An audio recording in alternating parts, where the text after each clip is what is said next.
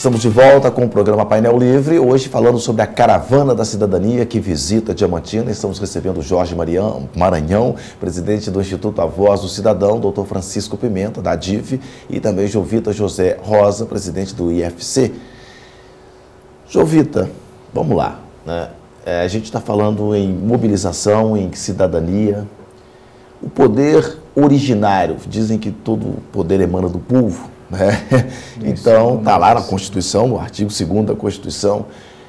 Esse é o papel da Caravana da Cidadania, fazer esse poder originário se mobilizar? Esse é o nosso principal papel, fazer com que o cidadão brasileiro ele troque a sua indignação por uma ação concreta. Né? Foi assim que nós pensamos o IFC, é assim que a gente tem trabalhado, e a gente fazendo um paralelo aos países menos corruptos do mundo, é onde a sociedade mais participa.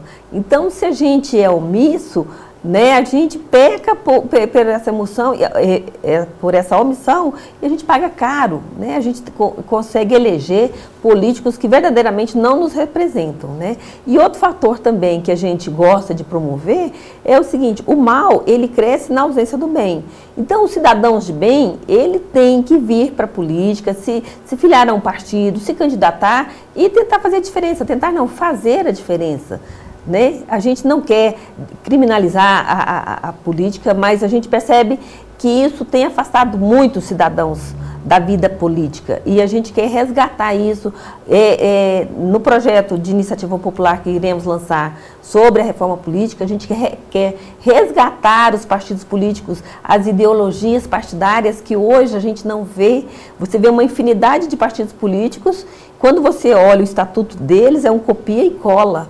Então, nós precisamos resgatar a pessoa se identificar com a ideologia daquele partido, se filiar a ele e a gente começar a ver isso, democratizar os partidos políticos junto com o financiamento público de campanha, o fim do financiamento privado. Então, a gente acredita... Isso é uma questão que está gerando muita discussão e até há uma certa ignorância da opinião pública, ou está se jogando isso para a opinião pública, que o financiamento de campanha, financiamento público de campanha, poxa vida, eu vou ter que dar dinheiro para político fazer campanha? Isso é uma inverdade, né? Então, o que a gente percebe, assim, os grandes maiores financiadores das campanhas políticas no Brasil são os maiores detentores dos melhores contratos com a administração pública. Então, empresário, ele não faz doação, ele faz investimento. Então, nós queremos mudar essa regra. E esse financiamento privado de campanha é uma porta escancarada para a corrupção. Todo mundo que se elege com esse sistema, depois tem dívidas que eles têm que cumprir. Então, eles deixam de cumprir a promessa que ele fez com o eleitor para cumprir as promessas que ele fez com o financiador. E isso a gente tem que ter claro para a gente acabar com essa lógica de financiamento de campanha política. Nessa reforma política, principal seria isso ou esses outros assuntos que está se discutindo? Por exemplo, você falou sobre fidelidade partidária, né? As pessoas precisam estar ligadas a partidos com a ideologia do partido e essa fidelidade partidária anda meio distorcida também, às vezes é muito mais fidelidade aos interesses dos presidentes do que do próprio partido, né? Mas eleições, lista fechada, lista aberta, isso tudo é para desviar o assunto, ou o principal mesmo é cuidar do financiamento? Olha, as outras coisas virão em sequência, né, na consequência. O principal realmente é fechar essa porta da corrupção, que é o financiamento privado.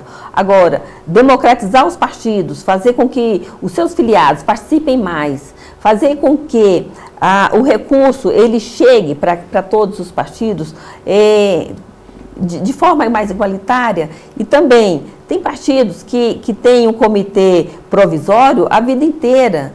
Então, chega na época de eleição, se o comitê local não está fazendo o que o comitê estadual ou nacional está querendo fazer, ele vem e destitui e forma outro.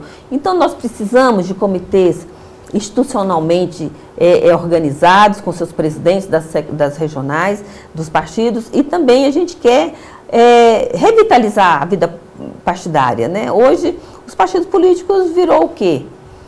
sabe? A gente não consegue identificar um partido... Sigla, né? Sigla, virou uma sigla que a pessoa entra, né? E a grande maioria entra para fazer fortuna. A gente está vendo uma campanha, você citou um projeto, né, dessa caravana, eleições limpas. A gente está vendo uma campanha do próprio tribunal de eleições limpas. Sim. Desde o ano passado. Já é um reflexo? Bom, nós pensávamos assim, desde o início, que a reforma política, ela é mais que necessária. Nós iremos começar essa reforma política a partir da reforma eleitoral. Então, nós iremos focar essas eleições limpas, partidos limpos, candidatos limpos, né, para que a gente possa também avançar em outras questões da reforma política, que é muito mais ampla, mas primeiro a gente tem que ter candidatos eleitos sem estar compromissado com o poder econômico. O poder econômico, ele desvirtua a vontade do voto. Doutor Francisco, quem é que pode participar dessa corrente ou desse movimento, né? Em Diamantina, por exemplo, quem quiser participar de um movimento como esse, da própria caravana, como é que é e quem pode? Então, a motivação dessa caravana, a motivação de todo esse movimento nacional, deflagrado pelo IFC, pelo MCCE, pela Rede de Combate à Corrupção, é o povo. Quem é que pode participar? O cidadão. Quem é que deve participar? O cidadão, porque ele é o fim último, ele é início, meio e fim. Tudo é para o cidadão. Como você disse, está no preâmbulo da Constituição. O poder é exercido em nome do povo, né? Então, emana do povo e em seu nome é exercido. É o povo. Então, é necessário que o cidadão se conscientize disso. Ele não é apenas um mero, digamos, espectador, um mero cidadão que ele tem a obrigação de dar o voto para o político. Não, ele tem o poder de exigir o resultado do seu voto. Ele tem o poder de exigir que chegue até a sua família a saúde, o remédio, o atendimento médico humano, digno. Pois então, mas a gente todos podem participar. A gente está vendo muito claro, né, que a própria caravana está bem institucionalizada. Sim. Você tem a voz do cidadão, você tem o UFC. Como que o cidadão se institucionaliza para que ele tenha mais força? Porque eu acho que, por mais que seja do povo, hoje, se ele não tiver institucionalizado, dificilmente ele será ouvido, será mais uma voz. Então, correto. Eu falo o seguinte, ele pode se afiliar, ele pode se inscrever, eu acho que... Correto. Eu acho que mais que se institucionalizar, o cidadão precisa saber, conhecer os mecanismos de lei que ele tem para acionar os seus direitos. Por exemplo, se existe uma deficiência em área A, B ou C da administração pública, onde o dinheiro não está chegando, onde não está sendo cumprido o programa, ele tem que procurar o gestor e, se não houver o resultado, acionar o Ministério Público, que é o fiscal da lei.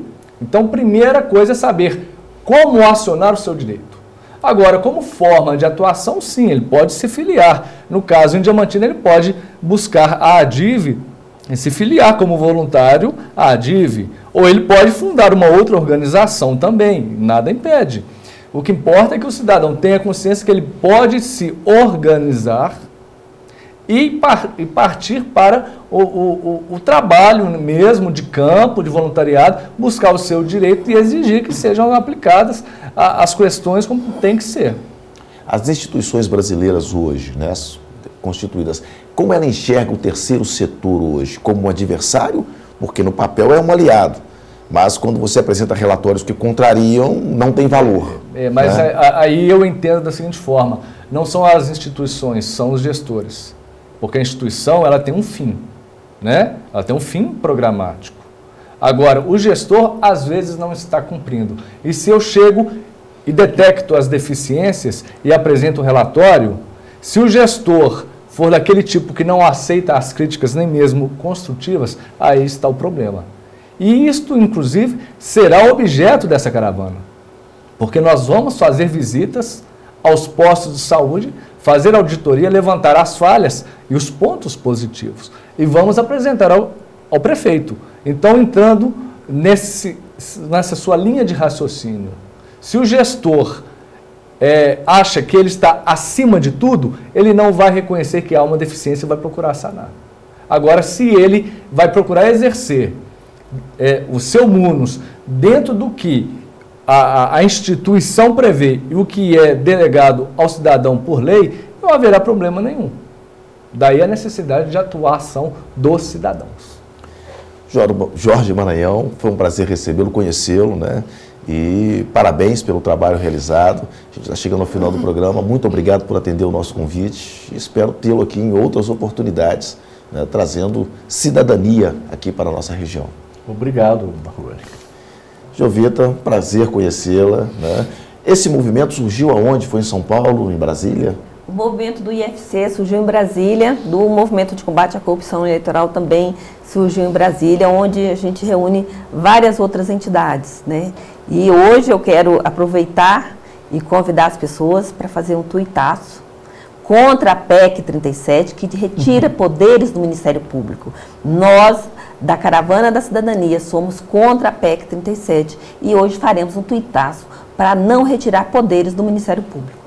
A gente até discutiu isso aqui. Muito obrigado, né, por atender o nosso convite. Eu te agradeço. Francisco, prazer recebê-lo mais uma vez. Obrigado, parabéns Marcos. pela DIV, né, Marcos. e volte quando quiser. Eu agradeço o seu canal de comunicação, que sempre está aberto para, não só para a DIV, né, mas para todas as ações de cidadania.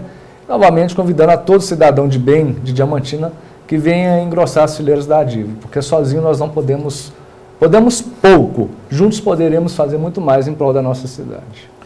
Estamos chegando ao final do nosso programa. Amanhã estaremos ao vivo com mais um programa Painel Livre pela TV Vale. Obrigado pela sua audiência. Boa noite.